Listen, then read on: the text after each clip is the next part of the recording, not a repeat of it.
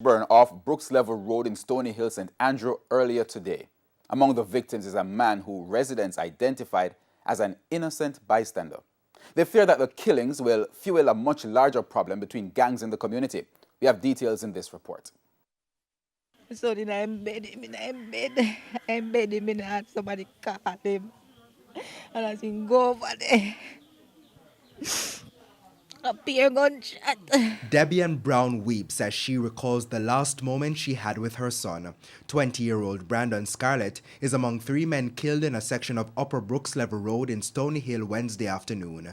The woman explains that Brandon went outside to give a friend some food when she heard the loud explosions. As I go to reach over there, I hear a gunshot. And I wait till the gunshot cool down, and then I said, I go look, and when I reach at the back gate, Adija body me buck up in her. The friend has been identified as 17-year-old Adija Laws. He was also murdered. Another man was found dead in the yard. This was the farthest our cameras could go to the scene of the deadly attack, but the police believe that at least 2 other people were in the yard at the time. They reportedly escaped unharmed. When our news team tried talking with residents, they were tight-lipped. Head of operations for the St. Andrew North Police Division, DSP Colin Milanese, says the shootings are gang-related. It could be part of what we believe to be a part of a gang violence in the area.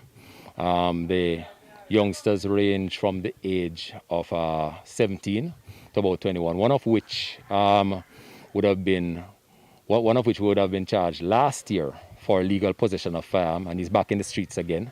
And since his tenure in the streets here, there are unconfirmed reports of his activities back in these gang violence. Our news center understands that the incident is linked to the killing of a man at a bar also on Brooks Level Road that happened on Monday. The perpetrators of that murder was described to be somewhere between the 17 and 21 age range. So we are investigating along that line. We don't know for a fact. DSP Milanese says the police were on patrol following rumors of a reprisal, but he says the area is difficult to police because of the hilly terrain. Javon Keys, TVJ News. And a 49-year-old man fell to his death after making daring dance moves during an Independence Day party in Extant District, Manchester yesterday. In a video sent to TVJ News of the event, Peter Ferguson attracted much attention as he entertained the crowd with spirited dance.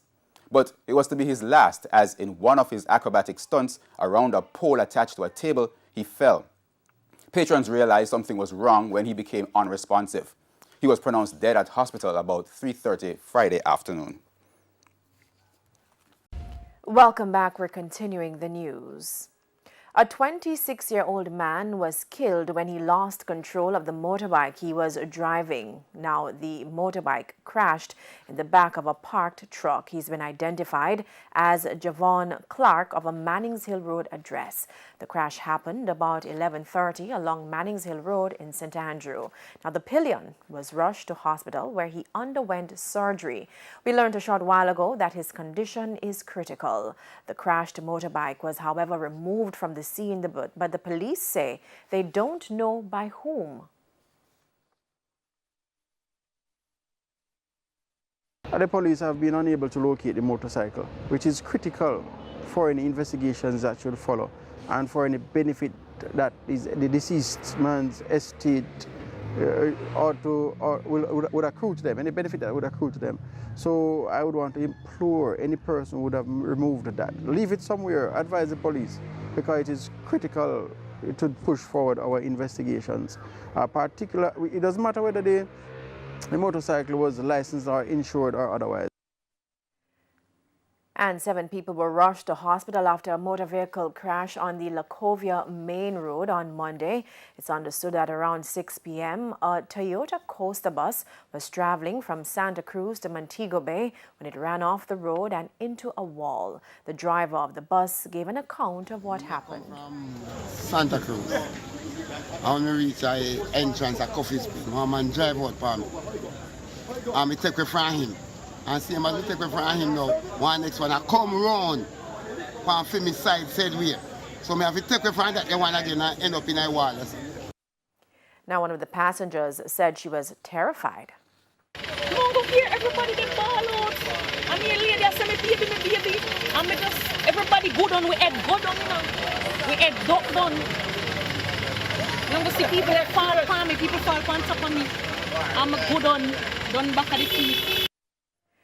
And of the 7 persons injured, 3 are still in hospital. Welcome back. We're continuing the news. Highly placed police sources told TVJ News that it's a human error that led to 2 prisoners escaping from the Hunts Bay police lockup last night. The sources say the men simply walked out of their separate cells to the back of the lockup and made their way through a hole in a section of the perimeter fence.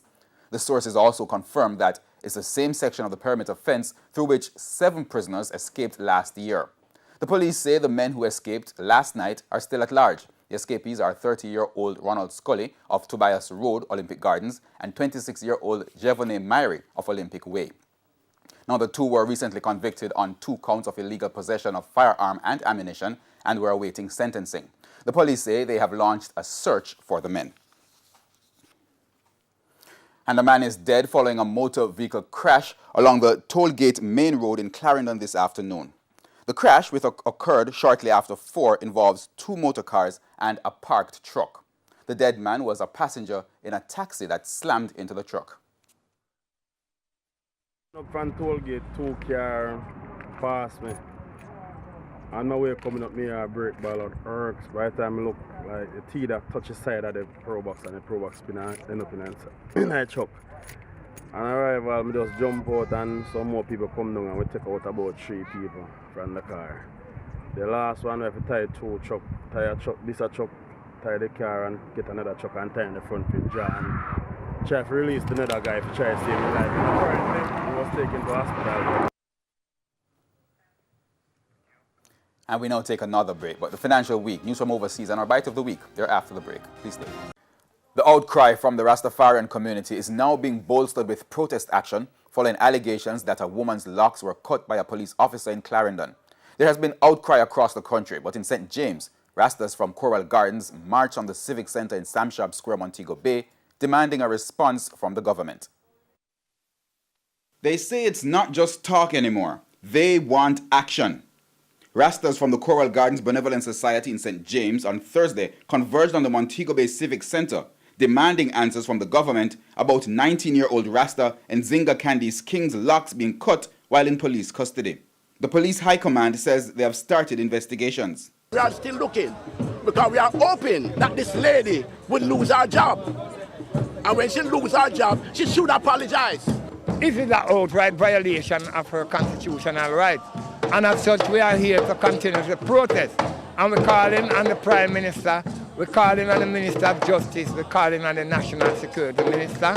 We want to hear their voice because silence is consent. The Clarendon teen says her hair was cut at the Four Paths police station on July 22. The issue came to public attention the following week after she and her mother posted a video on social media accusing the cops and demanding answers. The Rastas protesting in St. James say despite an apology for the Coral Gardens massacre in 1963, atrocities against them continue and more tangible action is needed. In them time, them think we talk about independence and emancipation. This should be a no-no, especially in a government institution. The government should set up a policy that to protect the locks, protect the Rastafarians. That's when something like this happens. You have the public defender that defend us. And that just investigate, but also prosecute. This is what we really need. Because it don't make sense to keep on happening all the while. This is an outdated thing, man. The St. James gathering is the first in a series of protests. Plans are in place for gatherings in Clarendon and in Halfway Tree St. Andrew in coming days. Up first this evening, Prime Minister Andrew Holness is expected to update the nation on the revised COVID-19 measures. Now, as we speak, there's a live press briefing happening at Jamaica House. Now, as soon as the Prime Minister is addressing the press briefing, we will go to that press conference. But at least one party promoter is this evening defending his event. The response comes amidst criticism that chaos reigned at the party's stage over the August holidays and into Sunday. Dwayne Anderson has our report. The Office of Disaster Preparedness and Emergency Management, ODPEM, says there are teams which had been monitoring several of the parties in question. A report is to be presented to the Minister of Local Government, Desmond McKenzie. The leadership of ODPEM, however, said it could not give a statement on the situation yet because up to Monday, personnel were still in the field observing events. But many concerned Jamaicans have already formed their own conclusions based on video circulating on social media that showed bundled patrons at parties in Ocho Rios, Portmore, and Negril over the last few days. But at least one promoter is defending the event. Marco Polo was staged in St. Anne. They explained that ODPEM provided 21 guidelines for the party and insist those measures were followed. The venue which they had the event had a capacity of 10,000 persons. They had a permit to use 50% of that number. But the patronage that was in attendance was about 2,300 is what my instructions are. So they're saying that, they did everything they could to the best of their capacity and worked within the time window. The event ended promptly at 7. They followed everything. The promoter of the Dream Series, Kamal Banke, said he will address the matter in the coming days. The Dream Series ends Monday. One business leader based in Negril also added his voice to the developments. Every video that they see, they attribute it to Dream, to this event. Let's ensure that it is correct. It is a true video of the situation, the current situation, before we start criticizing and analyzing it.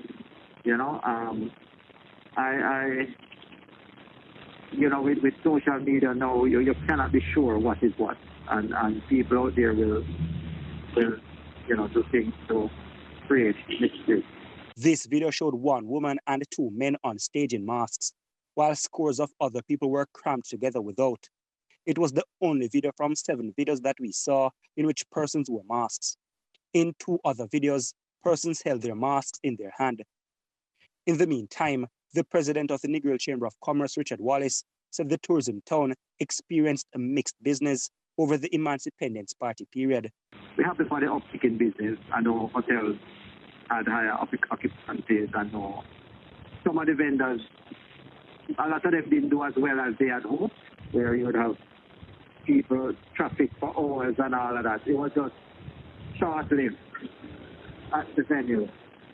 And the garbage also, I don't see a lot of garbage. I don't see a lot of issues. So things look a lot more organized. I mean, it's not as chaotic as it used to be. Dwayne Anderson, TVJ News.